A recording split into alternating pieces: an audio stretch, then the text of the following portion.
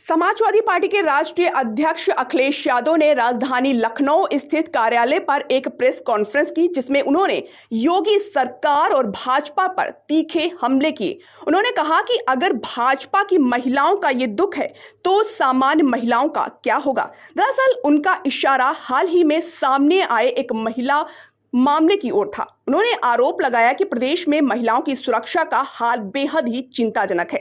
सपा अध्यक्ष ने कहा कि अभी एक पुलिस अधीक्षक पकड़े गए हैं। सपा अध्यक्ष ने कहा कि अभी एक पुलिस अधिकारी पकड़े गए हैं जिन्होंने फाइल में पैसा छिपाया था। उन्होंने ये भी कहा कि विकास दुबे की गाड़ी इसलिए पलटी थी ताकि सरकार बची रहे और अखिलेश दुबे को इसलिए जिंदा रखा गया कि सरकार पर संकट न आए।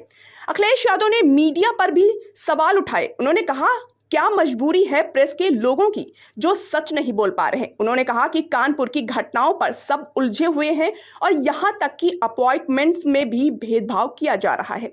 सपा प्रमुख ने कहा कि समाजवादियों को अब उद्योगपतियों से लड़ना होगा, क्योंकि सरकार गरीबों और किसानों के हित में नहीं बल्कि कॉरपोरेट के पक्ष में काम कर रही है। उन्होंने गन्ना किसानों के मुद्दे पर बोलते हुए कहा कि गन्ने की कीमत और बढ़नी चाहिए, लेकिन उसे बढ़ाने में सरकार को सालों लग रहे हैं।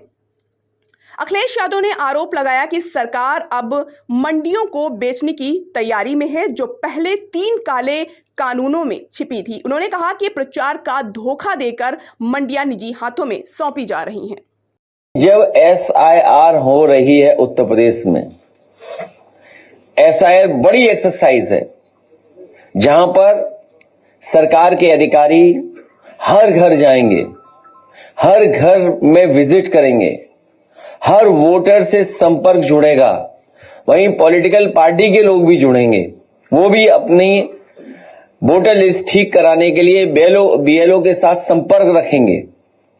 उस समय हम लोग मांग करते हैं कि जब इतनी बड़ी एक्सरसाइज हो रही है हर वोटर की और इतनी बड़ी वोटर लिस्ट बनने जा रही है, तो एक महत्वपूर्ण डेटा जो हम सब लोग मांग करते रहे हैं, उसके लिए केवल एक कॉलम और बढ़ाना है। जाति जनगणना तो बाद की बात है, लेकिन प्राइमरी जाति जनगणना तो हो ही सकती है। इसलिए हमारी मांग है कि SIR में एक कॉलम और दिया जिससे जाति जनगणना की जा सके। और भविष्य में, क्योंकि पॉलिसी मेकिंग है, हमें योजनाएं लागू करनी है या तमाम गरीब परिवार के लोगों तक योजनाएं पहुंचानी है, आर्थिक सामाजिक रूप से उन्हें बराबर खड़ा करना है।